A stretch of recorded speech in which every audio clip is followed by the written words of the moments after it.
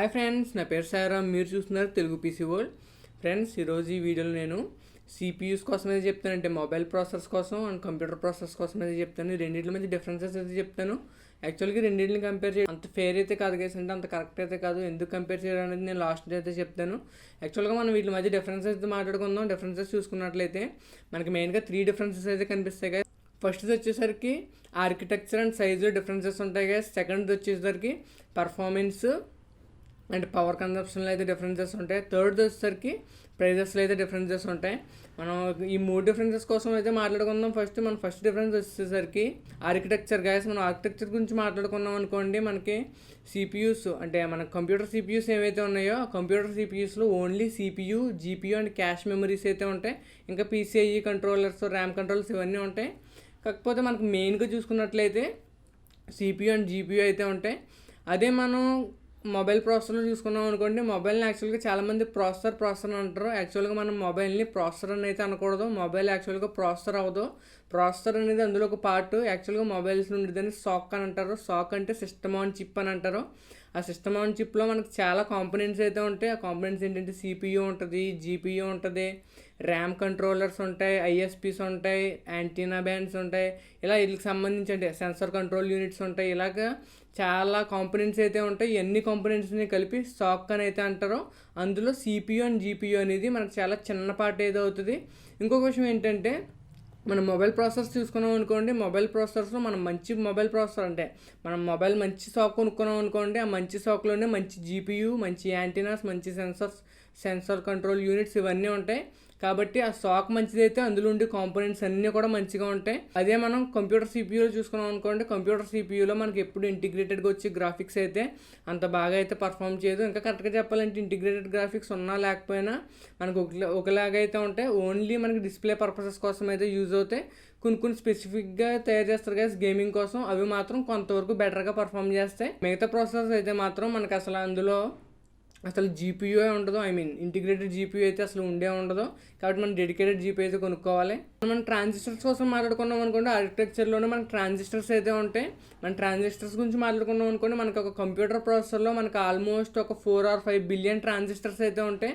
అదే మనం mobile CPU గురించి మాట్లాడుకున్నాం అనుకోండి, మొబైల్ షాప్లో మనకి 8 బిలియన్ or 10 బిలియన్ ట్రాన్సిస్టర్స్ అయితే ఉంటాయి. యాక్చువల్గా ఎక్కువ ట్రాన్సిస్టర్స్ ఉన్నాయనుకోండి బాగా అయితే పర్ఫార్మెన్స్ అయితే ఇస్తుంది.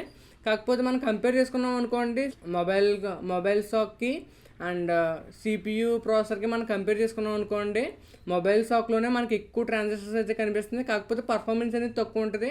పర్ఫార్మెన్స్ తక్కువ ఉండడానికి మెయిన్ కారణం ఏంటంటే మనకి మొబైల్ షాప్లో ఉండే ట్రాన్సిస్టర్స్ అన్నీ కూడా మిగతా వాటికైతే వాడుతుంది. అంటే ఫర్ సపోజ్ మనం ఇంటిగ్రేటెడ్ సర్క్యూట్స్ ఉంటాయి కదా గైస్, మొబైల్ షాప్లో ఇంటిగ్రేటెడ్ సర్క్యూట్స్ కోసం, సిపియూ కోసం, జీపీయూ కోసం, మోడెమ్స్ కోసం, ఐఎస్పీస్ కోసం, వీటిలన్నిటి కోసం వీళ్ళు ఇంకా చాలా ఎక్కువ ట్రాన్సిస్టర్స్ని అయితే వాడతారు. అందులో సిపియూ అండ్ జీపీయూ పర్సెంటేజ్ వచ్చేసరికి మనకు చాలా చిన్నదైతే ఉంటుంది. ఆ మొత్తం మొబైల్ షాప్లో మనకు ఓన్లీ సిపియూ, జీపీయూ ఒక 20 to 30% స్పేస్ని అయితే కన్జ్యూమ్ చేస్తే మిగతా అన్నీ కూడా మిగతా కాంపోనెంట్స్ ఉంటాయి కదా గైస్, ఆ కాంపోనెంట్స్ అయితే ఉంటాయి.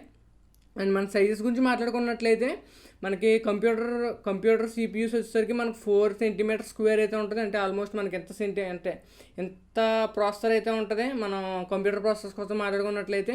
అదే మనం మొబైల్ ప్రాసెసర్స్ గురించి మాట్లాడుకున్నాం అనుకోండి, మొబైల్ ప్రాసెసర్స్ అనేవి ఇంకా చాలా చిన్నగా అయితే ఉంటాయి. ఓన్లీ 1 cm² అయితే ఉంటుంది. 1 cm² అంటే మనకు ఆల్మోస్ట్ ఇంత చిన్నగా అయితే ఉంటుంది. అండ్ సెకండ్ పాయింట్ వచ్చేసరికి పర్ఫార్మెన్స్ అండ్ పవర్ కన్జంప్షన్. ఈ విషయంలో అయితే మనం అసలు చెప్పుకోక్కర్లేదు. పర్ఫార్మెన్స్ అండ్ పవర్ కన్జంప్షన్ విషయంలో అయితే మాత్రం మనకి ఖచ్చితంగా కంప్యూటర్ ప్రాసెసర్స్ అయితే చాలా బాగా పర్ఫామ్ చేస్తాయి.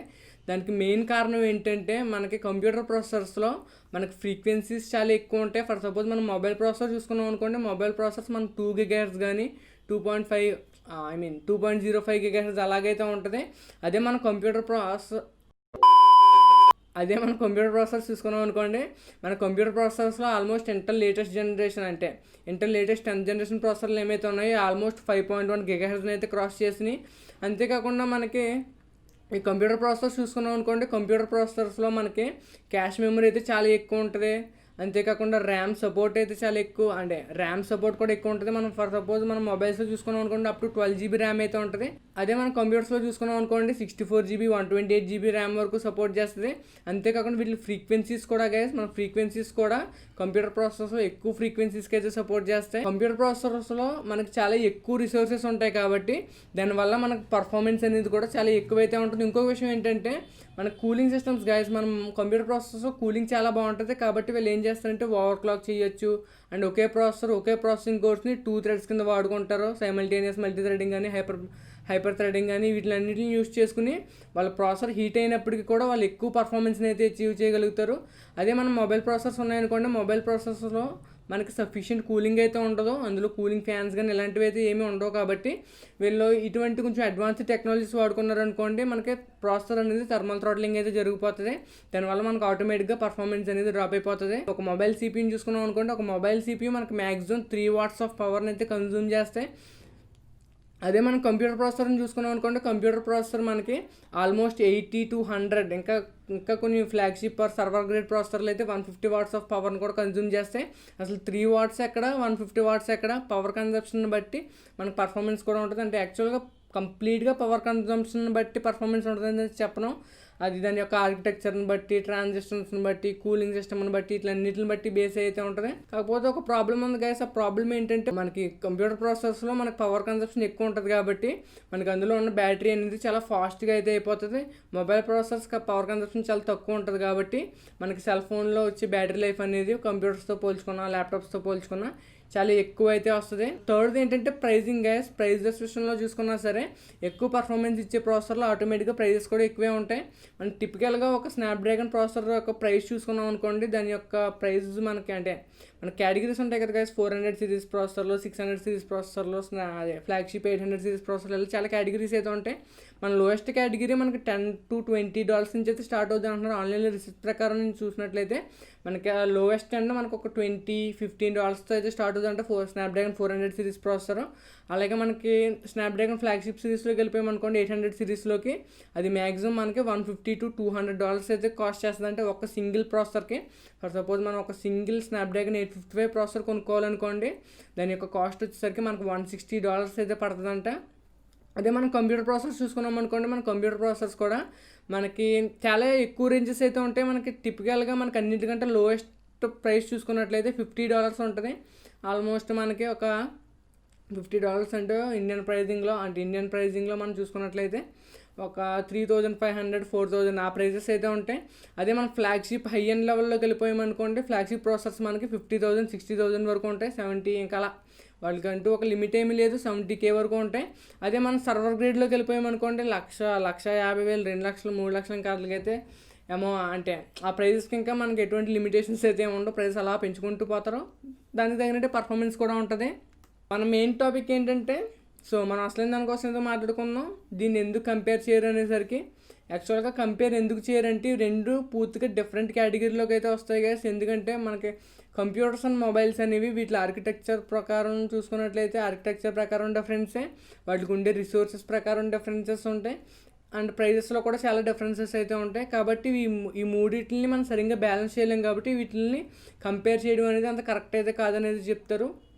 ఎలాగంటే మనం ఇంట్లో వాడుకునే కంప్యూటర్ని సూపర్ కంప్యూటర్ని కంపేర్ చేయడం కరెక్ట్ కాదు. ఎందుకంటే సూపర్ కంప్యూటర్లో మనకి రిసోర్సెస్ చాలా ఎక్కువ ఉంటాయి. అదే నార్మల్ కంప్యూటర్ తీసుకున్నాం కానీ చాలా లిమిటెడ్ రిసోర్సెస్ అయితే ఉంటాయి. అలాగే మనం కంప్యూటర్ ప్రాసెసర్స్ని, మొబైల్ ప్రాసెసర్స్ని కూడా కంపేర్ చేయడం కరెక్ట్ అయితే కాదు. రెండు వేరు వేరు కేటగిరీస్ కోసం తయారు చేశారు కాబట్టి ఆ రెండింటిని కంపేర్ చేయడం కరెక్ట్ కాదనేది నేను అయితే అంటున్నాను. అండ్ ఈ వీడియో మీకు నచ్చింది అనుకుంటున్నాను గైస్. నచ్చితే కానీ మన ఛానల్కి అయితే సబ్స్క్రైబ్ చేసుకోండి. అండ్ నెక్స్ట్ వీడియో కోసం చెప్తాను గైస్. నెక్స్ట్ వీడియో ఏంటంటే మదర్ బోర్డ్స్ సంబంధించిన చిప్సెట్స్ కోసం గైస్. మదర్ బోర్డ్స్లో మనకు చాలా చిప్సెట్స్ అయితే ఉంటాయి. X570 అని, X470 అని, లేదా A320 అని, B450 అని, మీరు చాలా మదర్ బోర్డ్స్కి సంబంధించి చిప్సెట్స్ కోసం అయితే వినే ఉంటారు. అసలు చిప్సెట్స్ ఎందుకు, ఎలా యూజ్ అవుతాయి, ఏ చిప్సెట్స్ని సెలెక్ట్ చేసుకోవాలి అనేది నేను నెక్స్ట్ వీడియోలో అయితే ఎక్స్ప్లెయిన్ చేస్తాను. ఆ వీడియో మిస్ అవ్వకూడదు అనుకుంటే కనుక మీరు మన ఛానల్ సబ్స్క్రైబ్ చేసుకోండి guys. And signing off guys, bye. And next video ఏంటంటే